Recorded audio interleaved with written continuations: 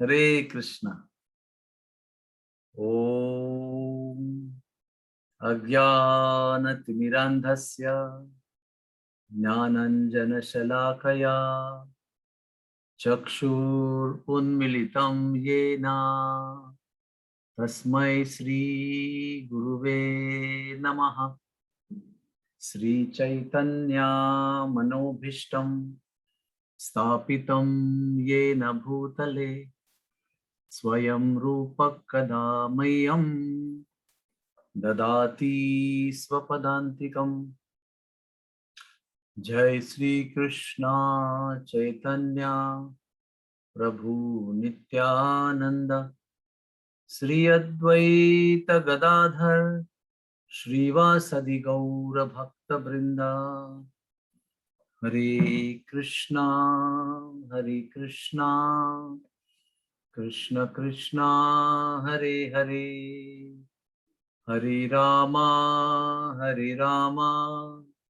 Rama Rama Hare Hare. On this auspicious day of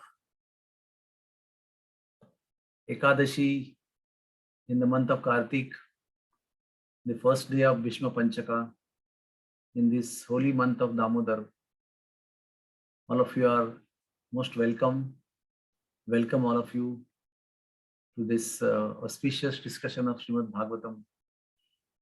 Whatever we discuss today, from whichever verse and chapter from Srimad Bhagavatam, is going to unlimitedly benefit us, of which there is no doubt in my mind. Whether we speak eloquently or whether we speak simply or whether we just repeat the shlokas of Bhagavatam, it's all perfection and perfection and perfection. So it's my great fortune to be with all of you on this auspicious evening. Hare Krishna.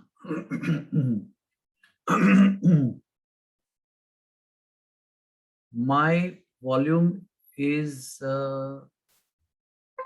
little bit increased now. I hope it is audible.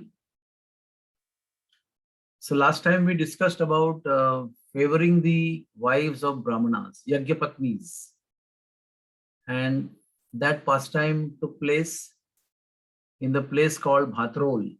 The Lord is called Bhatrod Vihari, and that is the place of Mathura Brahmins who come there and perform the worship. And they say that the Lord ate bhat over there, bhat of the Brahman Patnis, which was to be offered in Yagya, that was brought there by the wives of the Brahmanas. And they won over the heart of Krishna. Bhakti te yahalo yahara pailo Govinda Charana. Our dear Krishnadas Kaviraj Goswami Maharaj mentions this in his Vrindavan Bhajan. Jai Radhe, Jai Krishna, Jai Vrindavan. Bhakti te yahara pailo Govinda Charana.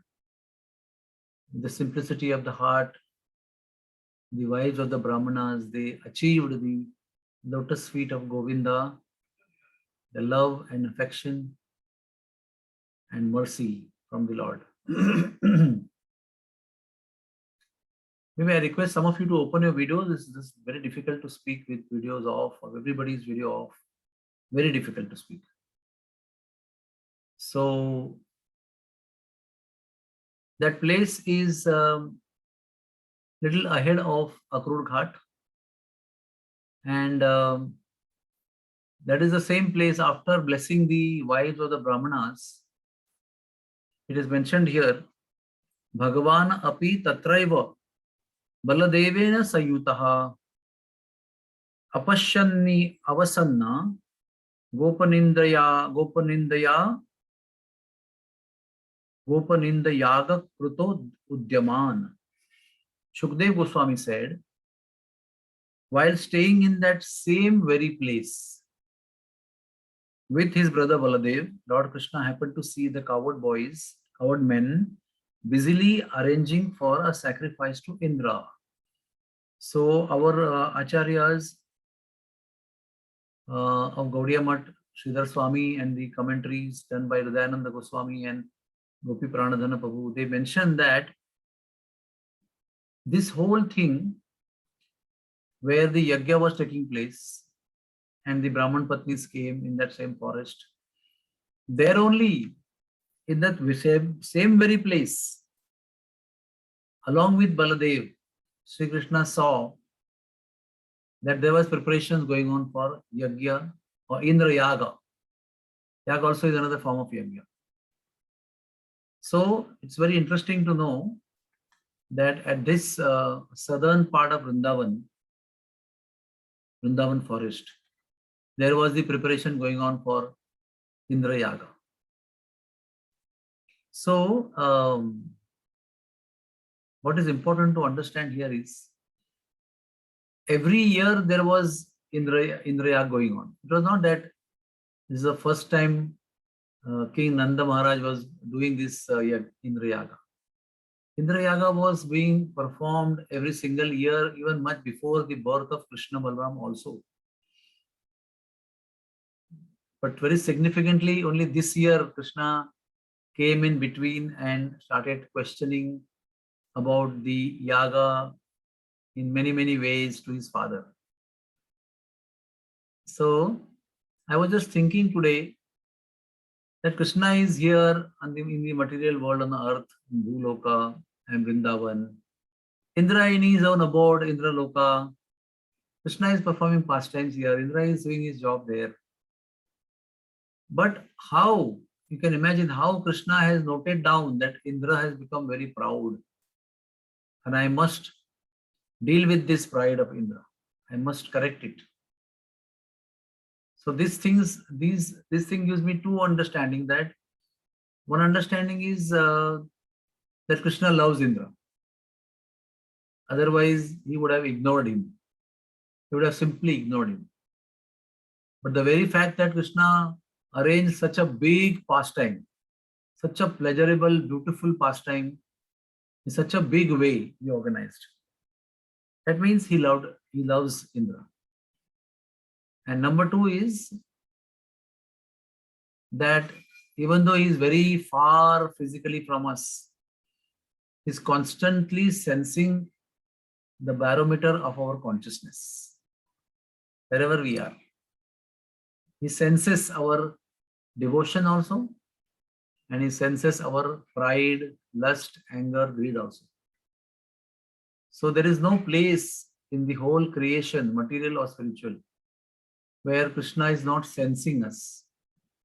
We are all in Krishna's coverage area. And he is constantly, like the Google is mapping our movement. All those who have internet on their mobile, please note, every movement of yours is mapped by Google. And Google knows where you are going, which shopping mall you went, and what did you do, which hotel you checked in, which hotel you ate your food. Every single activity is mapped by Google. If a material science can map your movements, what to speak about Sri Krishna, what to speak about sun and the moon, for every single moment watching us. There is no place in the whole creation where we are not watched by Krishna. And not only physically, we are watched by Krishna in a most subtle way. I am fully on here with my full sound on. You check your sound system there. So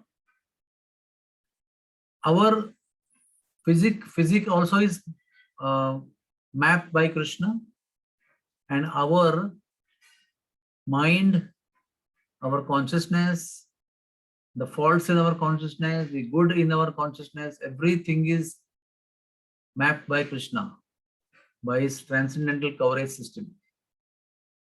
And that is how Krishna at this time came to know that Indra is very proud. And see, when he loves somebody, he will not mind to go little far to smash that pride. Only those who are dear to the spiritual master, they get the scolding. sometimes a very heavy scolding by spiritual master. And those who are not surrendered and not so close and not so obedient, not so surrendered, they don't get any scolding from spiritual master. So scolding measure is a sign of proximity, is a sign of love. So Krishna went to the extent of telling false philosophy, atheistic karma kanda philosophy. Karma Mimamsa Tattva Jnana, that is called as. And that Karma Mimamsa, what he propagated was simply atheistic. This Karma Mimamsa philosophy which he propagated here was completely denying the presence of the Lord as the Lord and Master of all our karmas. So that's how I was meditating on this pastime, that to what extent Krishna can go to correct his devotee. He propagated wrong philosophy. If you only read that part of the 10th canto and 24th chapter, you may feel, what kind of philosophy is this?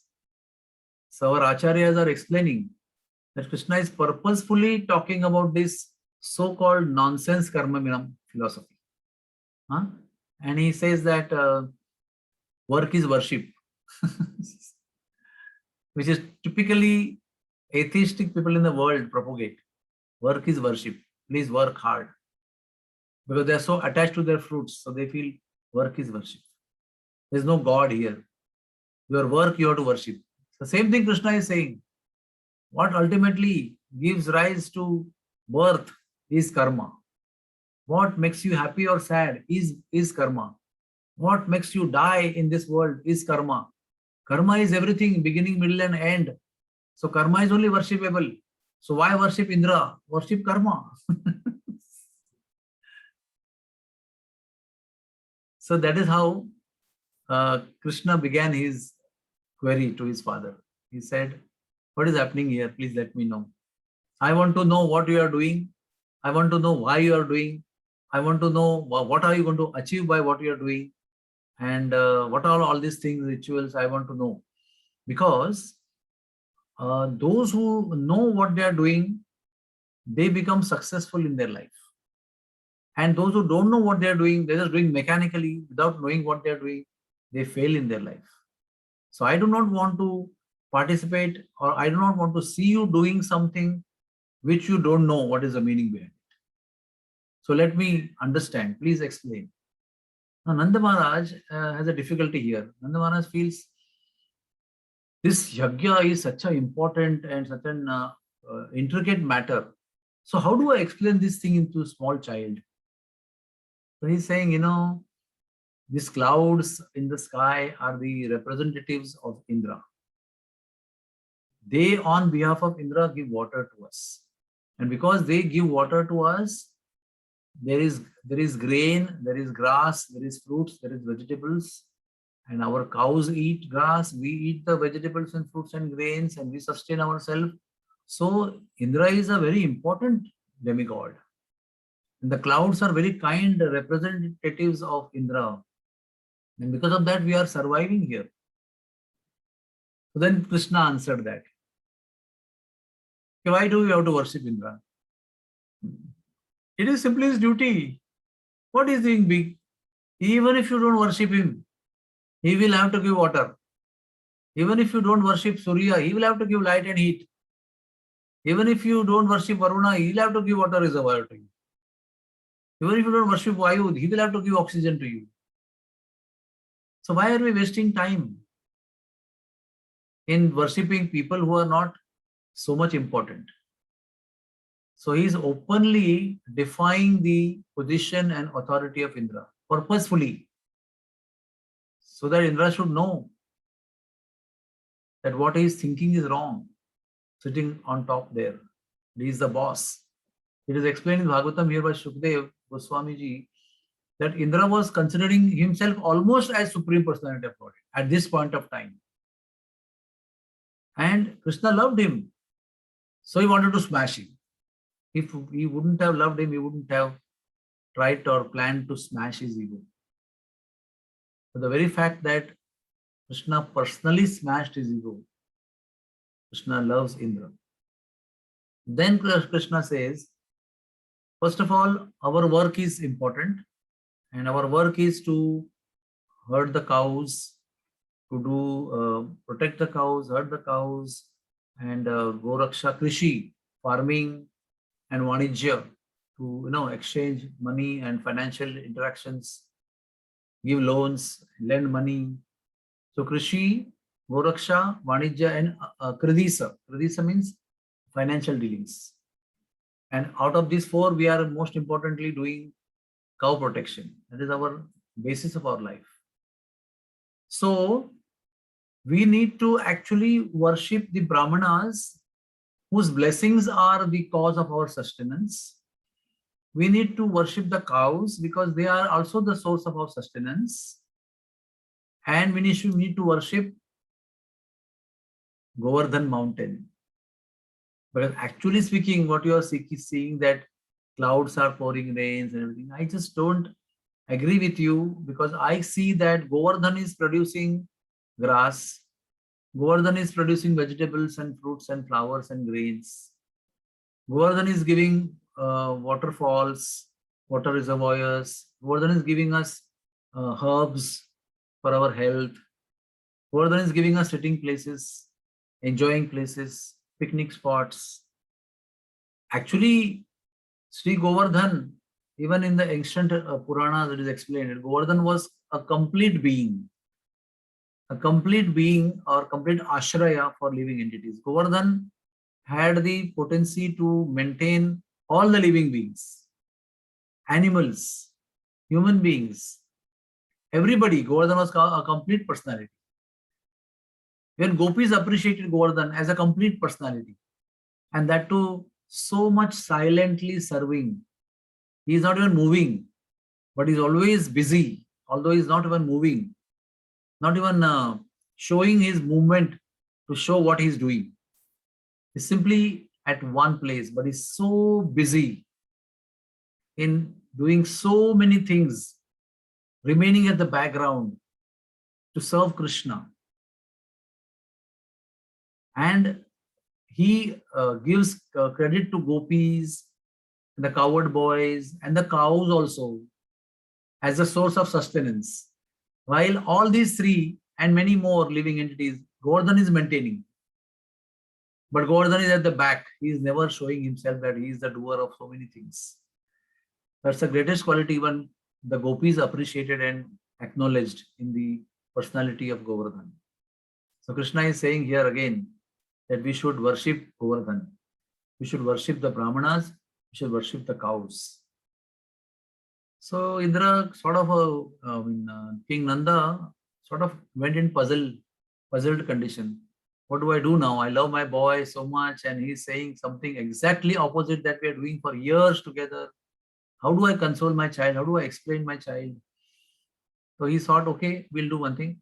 Oh, dear Krishna, we will also have a separate arrangement for worshipping Govardhan Hill, Brahmanas and cows. But for time being, we are bound by our duty to worship Indra, as we have been doing. Not only I am doing, my ancestors have been doing for years together. It's an annual ritual. It's not something that I have started new. So I shouldn't do that. But Krishna said, no, my dear father. What you should do is the very preparation that you have done for worshipping Indra such a gorgeously, you should just shift all these things to Govardhan. Now they are in the southern area of Vrindavan, and Govardhan is in the middle of Vrindavan, 20 yojanas. So now there was a difficulty.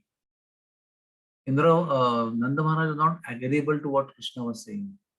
But Krishna was so insistent that he also went to all the other cowherd boys and said, no, I think every single thing what we have brought here for preparation, you should be using for Krishna's service. I mean for Govardhan service.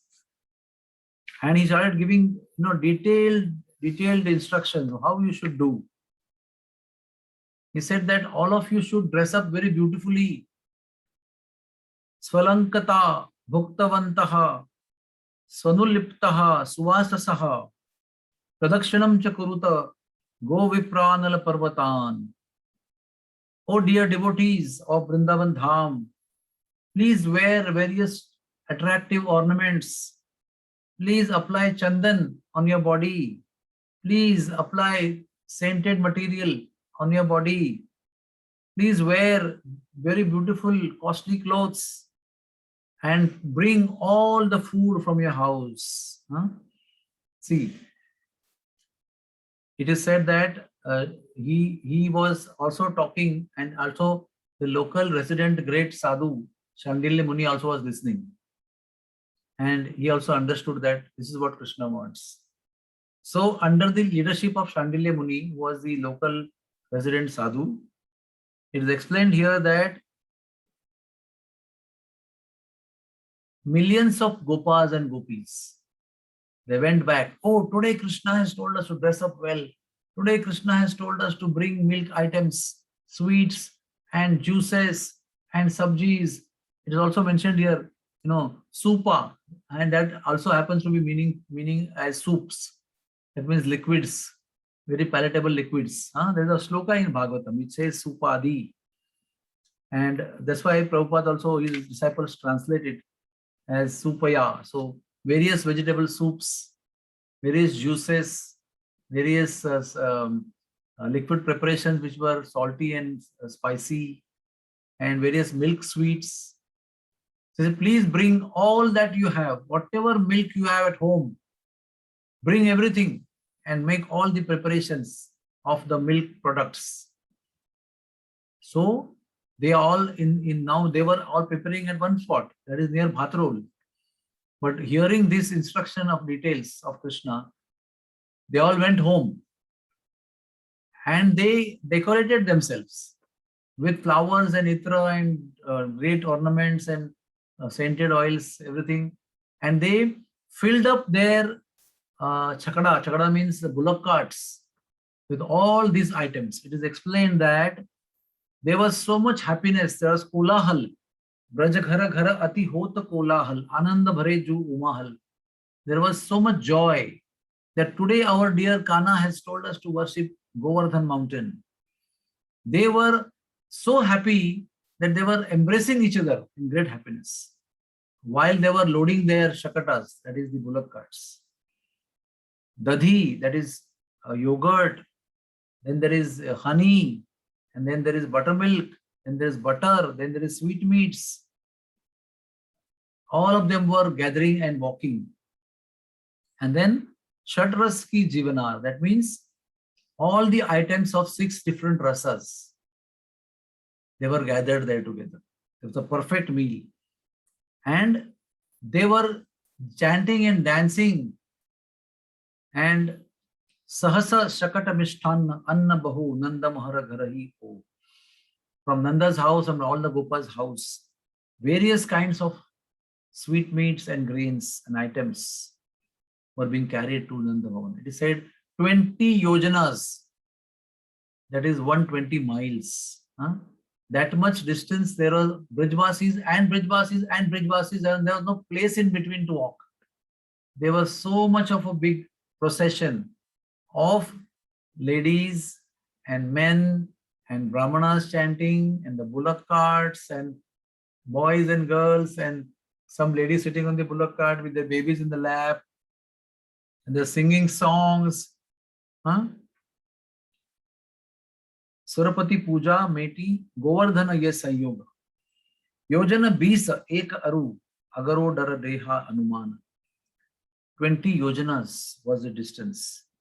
There was no limits, there was no end to the men and women seen in far distance. They were looking like unlimited men and women.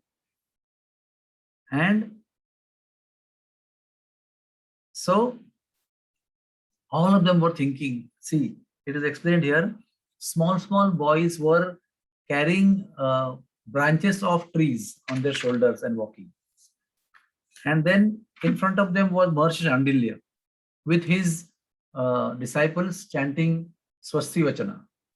Om, Rudhyatam, Rudhyatam, Rudhyatam, Om, like that. Swasti Vachana is to create auspiciousness. So any auspicious activity, we begin with Swasti Vachana. Om Swasti no Indro Vidyashravaha Swasti na Pusha Vishwaveda. Like that. So behind that, older Gopas holding new sticks, lakutis in their hand, they were walking. And then some of them were moving their sticks like this very happily. Some of them were moving hands on their mustaches very proudly, happily. And they were sometimes ahead, sometimes behind. When the children were running ahead of Shandilya Muni, they were stopping them, sometimes scolding them. Don't go ahead of the Brahmanas. They are chanting mantra. They should lead us. Let's go behind. Again, the children will go in front. They will again be chastised by the older Gopas. And then Gopiya, all the gopis were carrying their bullock carts filled with items. And they were only talking to each other. Are when this Govardhan will come? Are when this Govardhan will come? How far it is from now? How far? When we will reach Govardhan? When we will offer the bhoga to Govardhan? When this prasad will be distributed? And when the bhoga prasadam will slip from our tongues in our abdomen? This is what all the Gopi Gopas were talking. The boys were talking about eating the food. The ladies were thinking about when do we offer this food.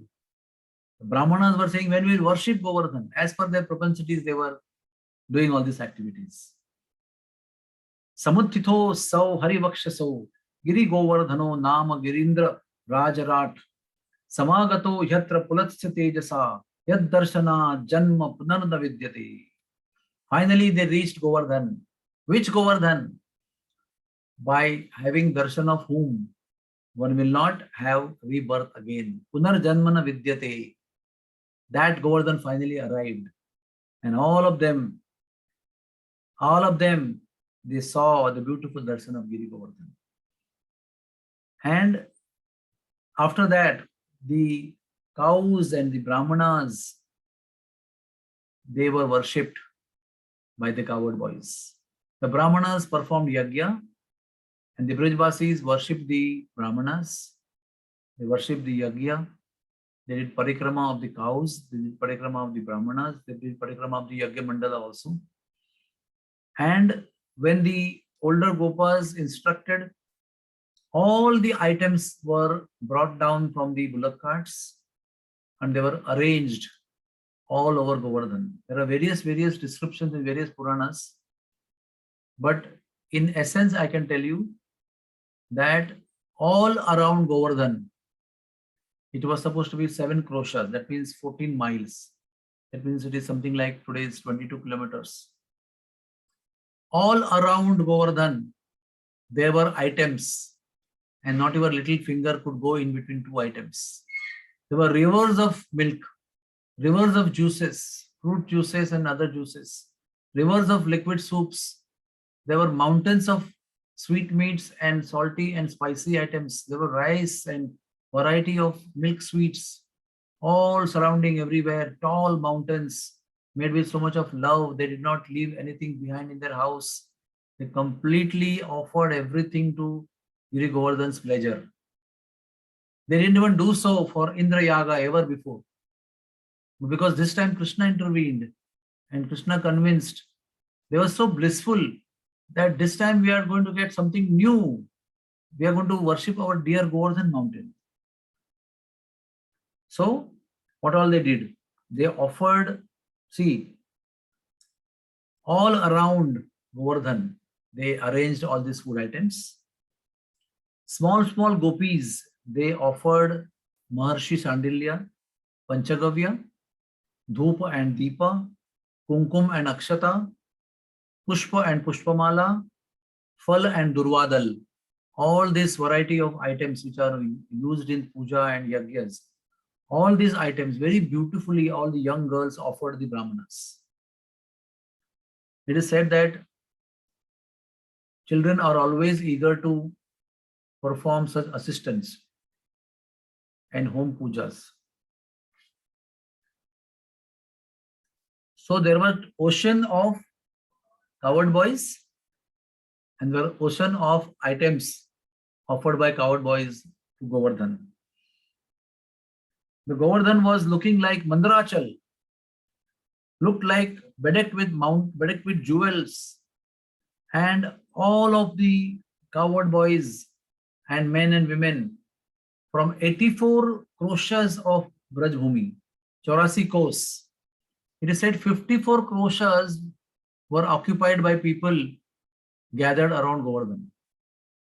That means around 3/4, around 2/3 of land of whole Vrindavan Dham was that day covered by concentrated population of men, women and children, old women and cows and everybody.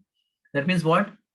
All the cowherd boys and women and men, they were staying in a scattered area. But on this occasion, they came closer around Govardhan and they occupied 54 krosha area around Govardhan, leaving other area empty because there was nobody. All animals, birds, everybody was there around Govardhan. So, 54 kosha aju Brajavasin Ghera. So then, decorated beautifully, they said, Rangile Chabile, Krishna Balram. They came in the assembly area. And then Nanda Baba made them bow down to Shandilya Muni and all the Brahmanas. And he prayed to Giriraj Maharaj, please bless my two sons. If I have not worshipped you till today. I have missed worshipping you. It is my dear child Krishna who reminded me to worship you. Please forgive me for not worshipping you all these years. And make my mistakes forgiven by you and bless my children. So this is the simplicity of the heart of Brajvasis, like Nanda Baba.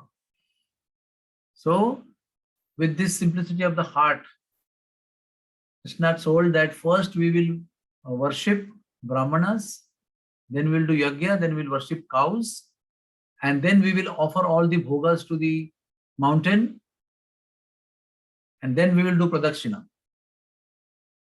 So they were very much enamored. And that's how it is said Nanda Maharaj in his leadership, he offered lots of wealth to the Brahmanas. He bowed down to them, he worshipped them, he prayed to them, he asked for blessings. Then he worshipped the cows and he fed them grass. Krishna specifically mentioned, after feeding the Brahmanas, gifting the Brahmanas, giving dakshina to Brahmanas, you should feed unlimited grass to the cows and fruits. And then after this, fully satisfied, Brahmanas will offer the whole mountains, Annakuta, to Giri Govardhan. So they arranged the food around Govardhan. And then Krishna said, now I will lead you and we will go around Govardhan. And everybody went around Govardhan. And the first ever parikrama of Govardhan was led by Sri Krishna himself around Govardhan. At one side, he is arranging and planning and organizing to smash the pride of Indra. But at the same time, he is putting up such a beautiful, blissful, never ever heard before, such a pastime he exhibited over here. Such a joy. I think this is the central, most happy festival pastime organized by Sri Krishna in his whole Krishna Leela, which happened to be happening in this month itself. On the second day of Deepavali, this festival happened. Such a joy. Even when we performed the drama of Govardhan Puja, it was such a joy. It was simply joy personified. Even performing the drama, acting, and going through the whole thing is such a pleasure. So then they came back, and when they came back, everybody stood before Govardhan, and now the Brahmanas, he indicated to Shandilya Muni to now do the offering, Naivedyam to Giriraj, and they chanted mantra of Bhoga to Giriraj, and lo and behold, suddenly baby Krishna became the gigantic mountain Govardhan, having thousands of arms. He assumed the form of the full Govardhan mountain. That means the full Govardhan mountain. Krishna became Govardhan mountain. And Krishna also remained with the cowherd boys with them. And Krishna bowed down to this mountainous form of himself. That means Krishna offered pranam to himself. And when they saw that gigantic form, all these cowherd boys and the gopis were so happy. Lo and behold, just see how beautiful our Lord and Master has become personified. He's so beautiful, he's so auspicious. And the gopis are saying at one corner, this is all drama only. He is only doing all the drama. He's standing here and he's doing drama. What these men are praising. They don't understand. This is the chadma of this boy only. But nonetheless, the boy having thousands of arms and a gigantic form was very attractive and very beautiful. And as soon as they offered, instantly, with his 1,000 arms extended to all directions, behind and front and sides, he just gulped everything. Within no time, they were so wonderstruck.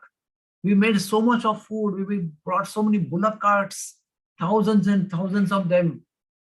And he just finished in flash of seconds. Everything went in his mouth. They were just watching. Unbelievable situation they were watching. It is said there was one gopi servant of below one hall. Her activity is she was hired, she was a sevika of Kirtida Mataji at Barsana. And she would churn the yogurt for Kirti Mata. So she somehow was busy and she couldn't come all the way to Govardhan to offer her mountains, her Annakuta. So what she did, from her own place, it is near Unchagaon, she stays. So from her own place, she arranged some Annakutas, many mountainous food items, and called Krishna, please take this also. So it is said, Krishna extended one of his arms behind 7 kroshas, that is 14 miles. He extended his hand and picked up Bhadraula's mountains and ate. So that place is still there in Uchagaon. It is called as Bhadraula Teal. The teal, the hillock on which he offered the mountains Annakuta. So that place is called Bhadraula at that place. And then he extended his hand in front towards Agra. And there he picked up some items where people put it outside their huts. And that place is called Hathras. That he extended his hand and lifted the mountains and ate all these things. And this is everybody is watching, from behind, from front, from side, he's just picking up and eating and fulfilling everybody's desire, responding to everybody's love and affection and efforts. And then within no time, everything was arranged there around. It took so much time to arrange everything. It was finished within no time. And Krishna is where he appeared, he's shouting, Aniyor, Aniyor, give me more, give me more. Now, they didn't have anything. Look at the surrender of the Brijvasis. They didn't even think. It is explained that this happened around noon time. Daytime prahara, second prahara was over. And all these wonderful pastimes, happy festoons, dancing, wearing all beautiful dresses and singing songs. It is said that Brahmanas were singing songs and the gopis were singing songs.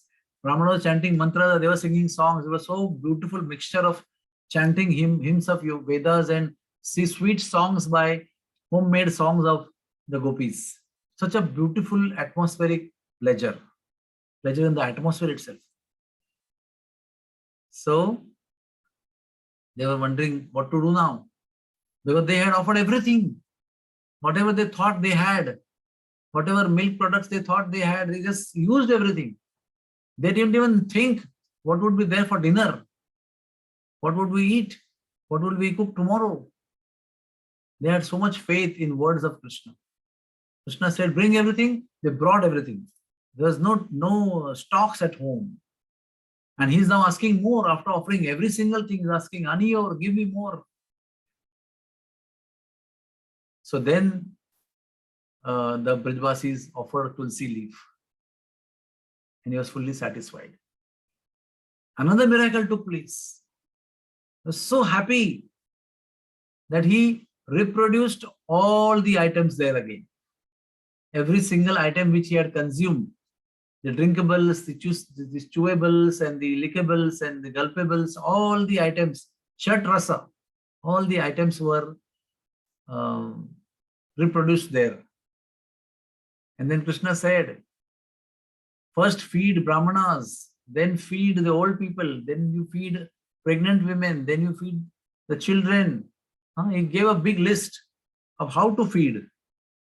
And after all that is fed, all the Gopas and Gopis can have the prasadam. And everybody had Govardhan Mahaprasad to their heart's content. Giriraj disappeared. Krishna disappeared as the 1,000-armed great personality. And everybody was so happy, so happy, so happy. The chapter 24 says that it was such a joyful occasion that the members of the Kauda community, having thus been inspired by Lord Vasudeva to properly execute the sacrifice to Govardhan Hill, the cows and the Brahmanas returned home with Krishna very, very happily. So this is how this beautiful pastime took place. There are so many beautiful aspects of this pastime, that how expert Krishna is, he can put up any kind of beautifully organized, blissful pastime, even to subdue somebody's pride. Imagine. Even that activity, which is very harsh activity in one sense, to smash somebody's pride. But while doing that, he gave so much of pleasure to his Brijvasis, because he showed that he convinced everybody that there is no demigod as important as Govardhan Hill. That means, actually speaking, he gave the importance of Supreme Personality of Godhead, the position, to Govardhan Mountain. Apparently a stone, actually, apparently an inert matter. So what did he tell Indra in that sense? You may be the king of demigods, but even this stone in Vrindavan is higher than you. And I cancel your worship, and I worship this stone, which appears to me is more important than you, the king of demigods. So simultaneously, it was very harsh activity to show somebody some stone more important than the king of demigods. And at the same time, he also showed everybody that I am myself Govardhan. It's not an ordinary stone. This is myself. So Govardhan is a dual role activity. Govardhan is Haridas, warrior, the topmost of servants of Krishna, and also non-different from Krishna, and also supporting everybody to serve Krishna. That is such a unique personality, in the whole. That is why you can understand why Radharani said to Krishna, I cannot stay without Govardhan, without Yamuna, and without being in Vrindavan. It's not possible for me to stay. These things are so important. Although moment we become Aishwarya Sampanna, we become opulent in our position, in our money, in our ornaments, in our properties, all these delicate understandings about Krishna consciousness and the important items in Krishna consciousness, this understanding goes away. As soon as we attach ourselves to this so-called power and influence and money and opulence, the understanding of the delicacies, the delicate items in Krishna consciousness goes away. Till we give up this pride and this attachment to these worldly things, the delicate understandings of Krishna consciousness does not take place, will not be taking place. We will not understand. Like Sanatana Goswami told that rich man, first throw this Paras money in the Jamuna, then I will give you the most pleasurable thing. Holding the Paras money in the hand and creating ounces and ounces of hundreds and hundreds of ounces of gold, with holding these things, you cannot understand the importance of spirituality and the holy name of the Lord. Before even he told him what is going to give him, more valuable than the Paras money. He didn't even tell him, I'm going to give a holy name to you. He said, first give up. First give up this attachment, what you're holding in hand. So very reluctantly, but having faith in Sadhu, he threw it in Yamuna. When he got voluntarily detached from that Aishwarya, at that time he became eligible to attain the highest of all jewels, the holy name of the Lord. So similarly, today also we all are sadhakas, we are doing our sadhana. To the degree we have given up the attachment and proprietorship over things that we have, to that degree only we can become Krishna conscious. To that degree only the delicate realizations of Krishna consciousness will come upon you and me. And to the degree we are still holding on to the attachments to the worldly things, to that degree we will not get the understanding of deeper understanding and realizations of Krishna consciousness. The more and more we give up the attachments and to the opulences, more and more delicate, deeper, innermost understandings of Krishna consciousness will be revealed to us. So here, Krishna is trying to show us, however simplistic it may look, how much he loves his devotees. They may not be opulent, they may not be learned, they may not be beautiful, they may not be powerful, they may not be having unlimited powers of doing influence in the world, but they have love for me. And in front of that love, nothing attracts them. They can give up every single thing. Gopis gave everything. Coward boys gave everything up. They offered everything to Krishna with no attraction for anything else. Anya abhilashita shunyam. So Krishna wanted to show Indra that you want to destroy these people, you will be destroyed, but nothing will happen to them. So Indra used his maximum power with maximal extent, with fullest of speed. He used all the Samvartaka clouds and his Vajra also. But not a single blade of glass broke from the stem of the grass population. Not even one leaf fell down from a creeper on Govardhan or in Vrindavan Dham. There was nothing, no residual damage in Vrindavan Dham.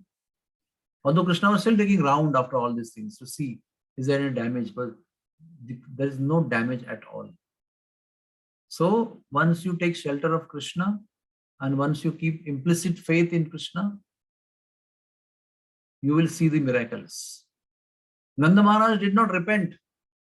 Even though the rains came, Nanda Maharaj did not repent. Nanda Maharaj had full faith. Whatever Krishna says, we should do. So it was a very bold step. It was a very dangerous step. And of course, the dangers were experienced for some time. But later on, there was not even a trace of memory of those dangers. There was no trace of memory of what happened when it rained, because of their complete surrender and faith in Krishna. And they followed Krishna's instruction with complete faith. That's why when rain started coming, we'll speak next time, they didn't question, because of you this happened. Why did we listen to you? It was our foolishness that we listened to you. They never said that. Not in one word anybody said that because of you all this happened. We would have said that to him. If you wouldn't have listened to you, it would have been good. You would have been saved from the wrath of Indra. But not a boy, not a small child, not an older person, no Nanda Maharaj, nobody said this statement. They simply followed the word of Krishna and simply carried on themselves, even in the effects of the words of Krishna. The effect of following the word of Krishna also they followed very submissively. So Krishna felt obliged. They have so much faith in me. They're on the verge of destruction by the rains of Indra. Still they don't budge from their faith. So I am obliged. I just cannot give them up. However simplistic they are in front of the wrath of Indra, I have to protect them. So this complete surrender, complete faith, complete obedience out of love that the Brajbasis have makes Krishna always sell himself to them, become their property, and protect them from all the situations of life and prove to the world, I do not even care for Lakshmi, for my brother Balaram, for anybody in front of my devotees. He has said this several times. And that is the power of love. So Govardhan Puja, worshipping Govardhan Hill, the whole pastime is the exhibition of deep innermost love of the Brijvasis for Krishna. Simply a joy. It's a festival of joy, of expressing the love of the Lord in action. With body, mind, and words, kaya, vacha, mani, all levels they exhibited and enacted and proved their love for Krishna. And that's why just last week I spoke this pastime 2 or 3 times. And I was thinking, again I'm going to speak, but it's still giving so much of joy. Explaining the same thing with newer and newer enthusiasm, newer and newer joy which is coming because of the explanation. This proves that you can go on talking about it unlimitedly. To the same audience, to different audience, the same time, the same shlokas, we can go on and talking. There will be unlimited jewels of realizations from the same shlokas of Srimad Bhagavatam and Garga Samhita. Hare Krishna. So if there are any questions, please ask.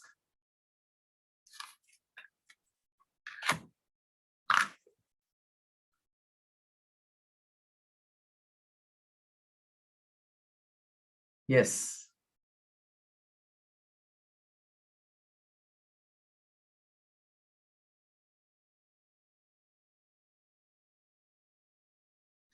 Okay. So there are no questions, then we'll end here. Anybody wants to make any comment? Hare Krishna, Prabhuji, I wanted to ask you. Yes, please. Who's you? Who are you? Yes, yes. Prabhuji, like you said in the beginning about, how Krishna spoke about this full atheistic karma philosophy. Mimamsa, Karma Mimamsa.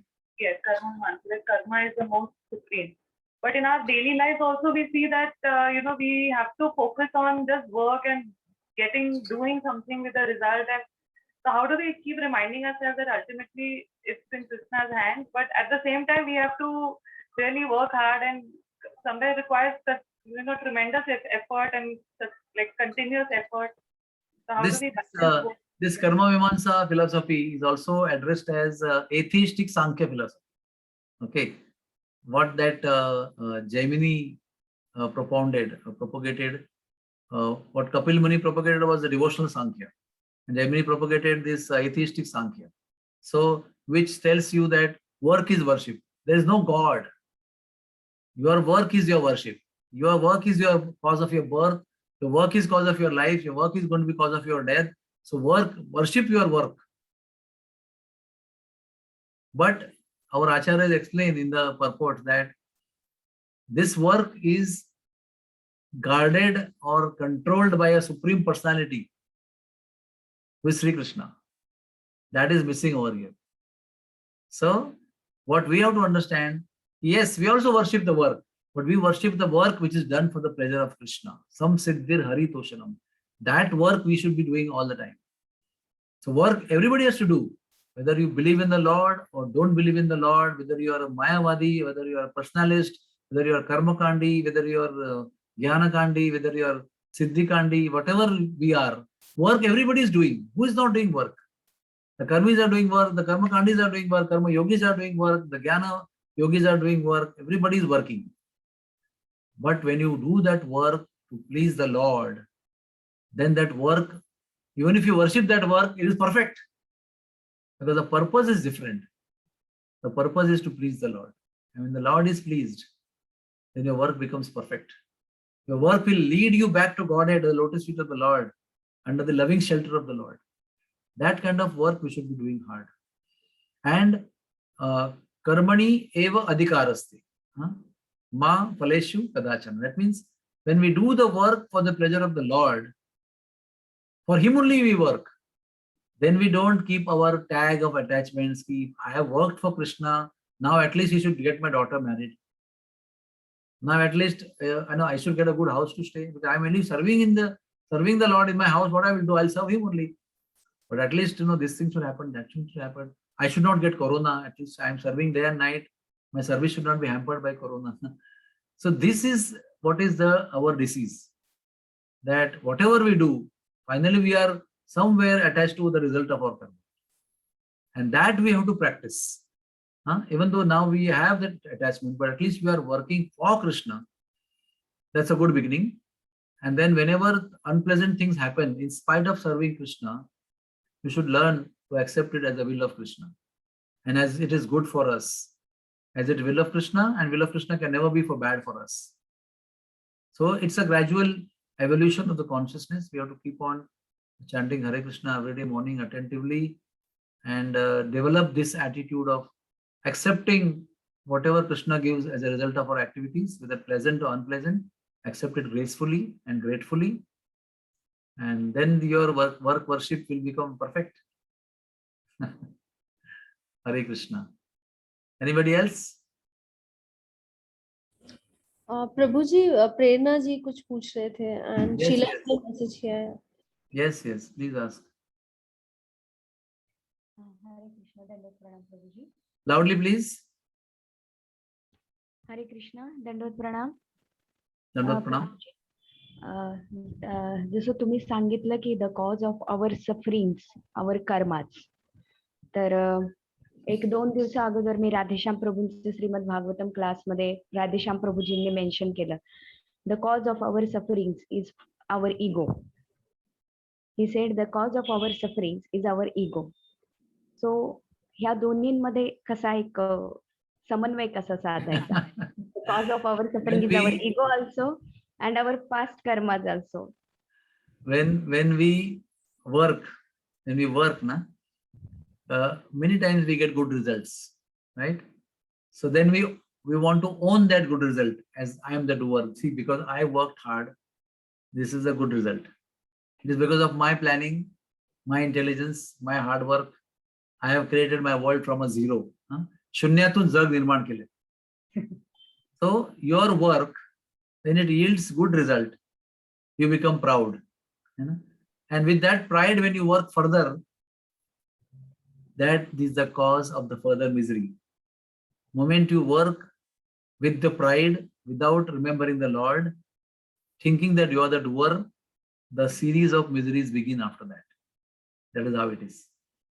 The biggest crux of the matter is, when you do work, whatever results come, if you believe that this is Krishna's desire and I accept it, I thank him for that, then the pride will not come, or whatever pride is there will go away. But if you think that you are the doer, even in temple you think, this is how I cooked and this is why everybody liked it so much, because I cooked, this is my dish, this is my Maharashtrian dish, I cooked.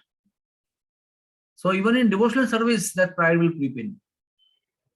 Even as a devotee, when we work, that pride will come in. It will not leave us anywhere. Because we are in the material world. We will be always chased by this pride. And we have to say no to this pride always. Say no always. I am not the doer. Oh, it's good that Krishna liked it. Devotees liked it. Thank you very much. It's his mercy that they loved it. It is their mercy. So it's one thing is happening externally, that we appear to be doing so many great things, cooking and serving and worshipping deities, distributing books and giving donations and doing so many things. There's a lot of a big gamut of doing external activities. But internally, what are you going through? What is your journey?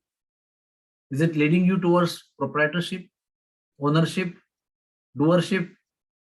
Then all the external facade is going to get burst one day, like a balloon gets burst.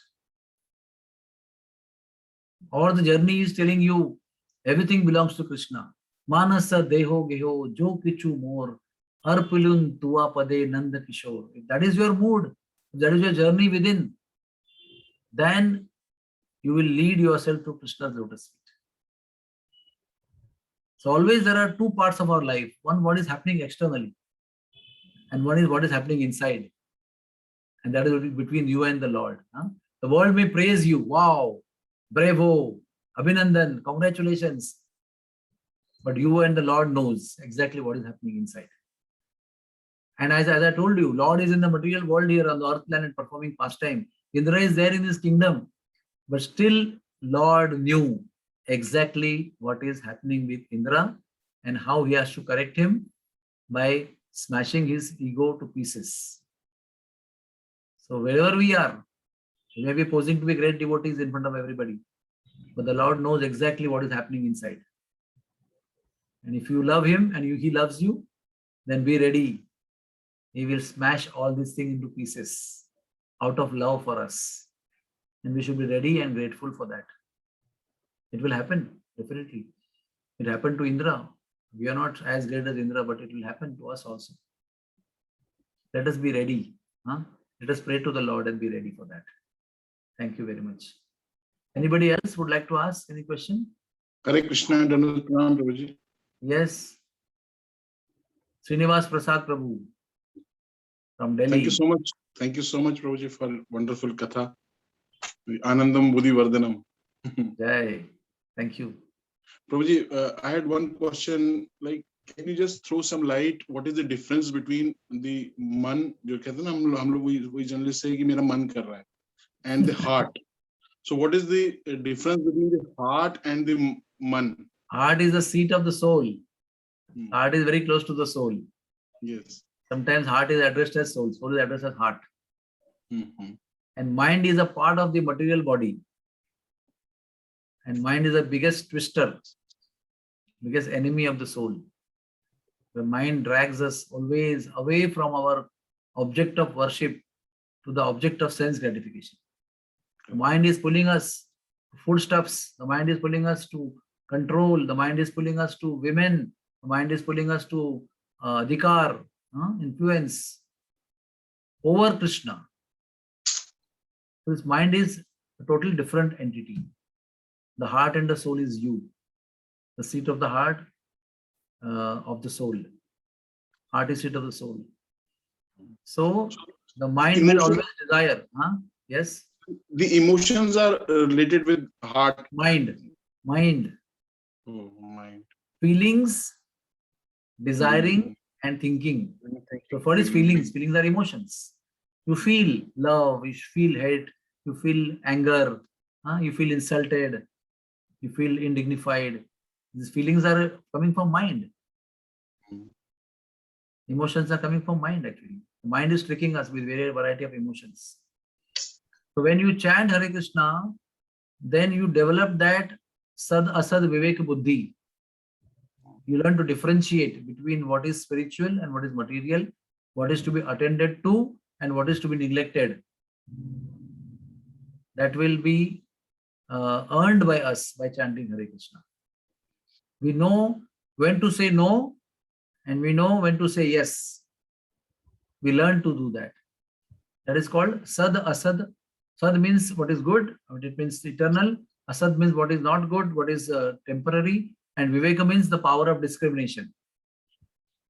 So that is achieved more and more and more when we chant more and more and more.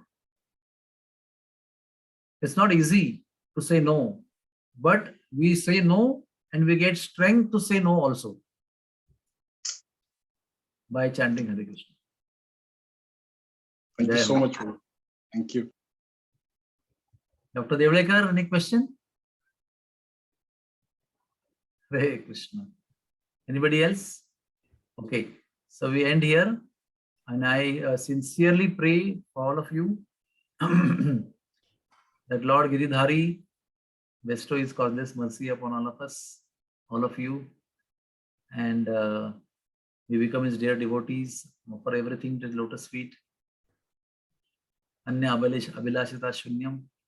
Let this Vishwa Panchaka offer this benediction to all of us. Be able to offer everything to the Lord and enjoy a very beautiful festival all the time in life. Life should become a festival like Govardhan Puja. Hare Krishna.